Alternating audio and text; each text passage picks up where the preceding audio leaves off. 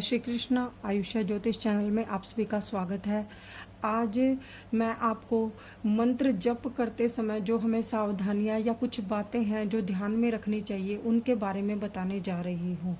हम सभी लोग चाहे वो किसी भी धर्म का हो, प्रभु से प्रार्थना करते हैं। वो प्रार्थना हमारी सरल शब्दों में हो सकती है या कीर्तन से या मंत्रों से करते हैं।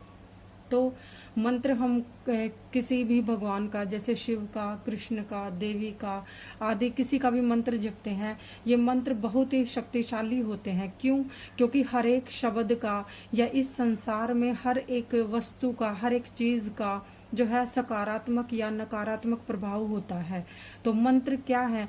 मंत्र आपके द्वारा की गई प्रभु की एक ऐसी स्तुति है जो कि आपके मन को एकाग्र करती है और उसमें से तरंगे उत्पन्न होती हैं। अब वो तरंगे अगर आप मंत्र का जप सही करेंगे तो सकारात्मक होगी, अगर आपका मंत्र उच्चारण ही गलत होगा तो वो नकारात्मक होगी।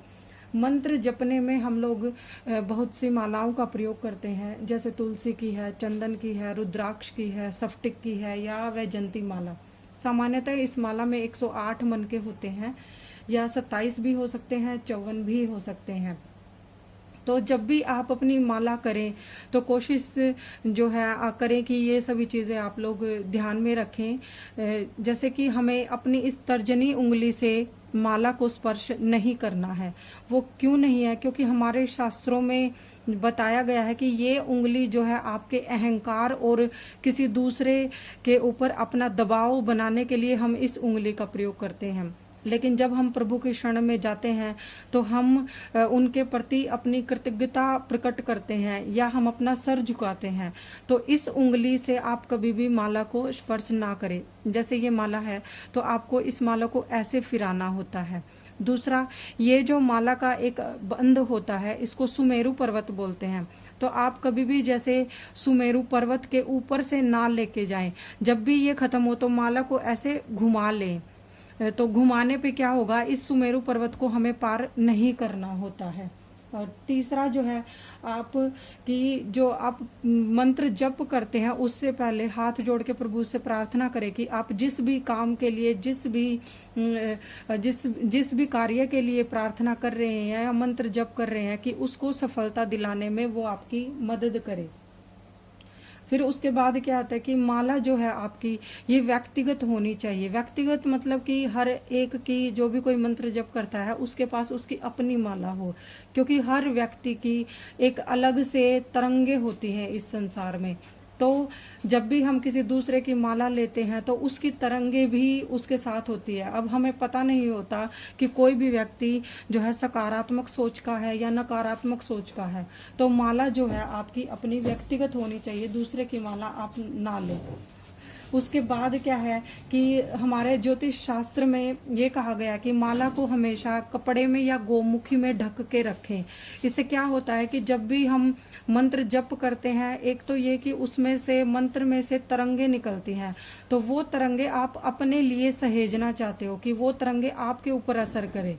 जब माला खुले में होगी तो वो उस वातावरण में वो तरंगे फैल जाएंगी, तो आपको इसका पूर्ण प्रभाव नहीं मिल पाएगा। इसलिए माला को या तो किसी कपड़े से ढक के रखें या गोमुखी में रखें। और जब भी आप मंत्र जप करें तो इसी के अंदर डालकर माला को के मन के फिराएं। शास्त्रों में ये बात कही गई है कि जब भी आप प्रातःकाल को माला जपें तो आपकी वो नाभि के पास तक होनी चाहिए, और अगर दोपहर के समय आप माला जपें तो आपके हृदय तक आए, और अगर सायंकाल को आप माला जपते हैं तो वो आपकी आंखों के सामने होनी चाहिए।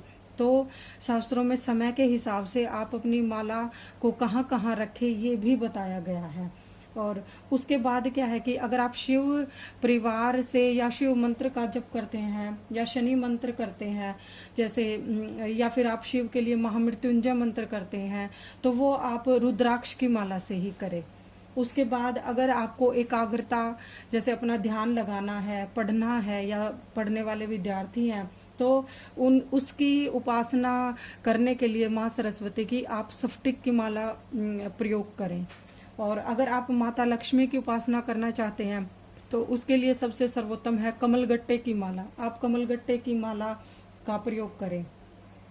अगर आप कृष्ण या वैष्णव भक्त हैं तो वैसे भी तुलसी को हरिप्रिया कहा गया है, तो आप कृष्ण की उपासना जो है तुलसी की माला से करें। जैसे ये यहाँ पे तुलसी की एक माला है, तो आपको जब भी आप वैष्णव जो संप्रदाय हैं उनके व्यक्ति होते हैं वो कृष्ण की पूजा या अपने धर्म की पूजा जो है तुलसी की माला से करते हैं। तो एक चीज़ हमें ध्यान में ये रखनी है कि आप कभी भी जब शिव के मंत्र या देवी के मंत्र जपें तो वो कभी भी तुलसी की माला पे ना करें, क्योंकि तुलसी जो है वो हरिप्रिया जो है उसे कहा गया है।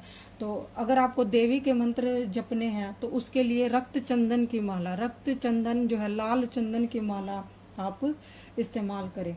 और एक सफ़ेद चंदन आता है, आप कृष्ण के जो मंत्र हैं वो जपने के लिए सफ़ेद चंदन का भी इस्तेमाल कर सकते हैं, चंदन की माला का। तो एक ये होता है कि जब भी आप मंत्र जप करें तो आपकी जो कमर है या रीढ़ की हड्डी है वो बिल्कुल सीधी होनी चाहिए।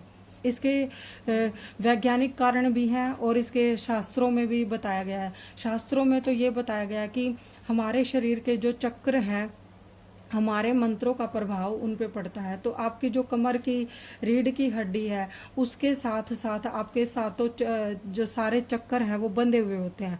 तो जब आप बिल्कुल सीधे बैठकर कमर को सीधा करके मंत्र जप करेंगे तो आपके समस्त चक्रों पर उन मंत्रों का प्रभाव होगा। और वैज्ञानिक कारण ये है कि अगर आप झुक के मंत्र करते हैं तो कहीं ना कहीं फिर आपको रीढ़ की हड्डी से संबंधित दिक्कतों का सामना करना पड़ सकता है। तो इसलिए जब भी आप, क्योंकि मंत्र जपने में जो है 10 मिनट भी लग सकते हैं आपके, आधा घंटा, वो अपनी अपनी पूजा का जो भी समय निर्धारित किया हुआ है हम लोगों ने, हम उस हिसाब से करते हैं। और सबसे अंत में मैं ये कहना चाहूँगी कि जब भी आप मंत्र जप करें तो उसके कम से कम 10 या 15 मिनट तक जल को स्पर्श ना करें। क्यों? क्योंकि जब हम मंत्र जप करके उठते हैं तो हमारे अंदर तरंगे होती हैं। अगर हम पानी को स्पर्श करते हैं तो हमारे अंदर की तरंगे यानी कि जो सकारात्मक तरंग है वो पानी में चली जाती हैं। तो आप जब भी मंत्र जप करें तो कोशिश ये करें कि आराम से बैठ जाएं या कोई और काम करें, बस पानी को ना छुएं, ताकि आपके अंदर की जो वाइब्रेशन है, जो तरंगे हैं, वो आपको पूरा लाभ दें। तो अगर आपको मेरे द्वारा दी गई ये जानकारी पसंद आए तो प्लीज़ मेरे चैनल को लाइक करें, शेयर करें और सब्सक्राइब करें। धन्यवाद।